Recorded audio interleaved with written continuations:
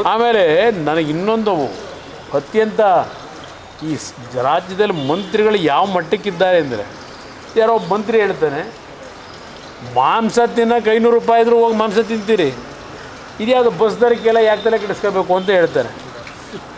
ಎಲ್ಲಾದರೂ ಉಂಟಾ ಮಾಂಸದ ಬೆಲೆ ಎಷ್ಟು ಏರಿಕೆ ಆದರೂ ಹೋಗ್ಬಿಟ್ಟು ಮಾಂಸ ಕೊಂಡ್ಕೊಂಡು ತಿಂತೀರಿ ಅಂತ ಹೇಳ್ತಾರೆ ಇಷ್ಟು ಲಘುವಾಗಿ.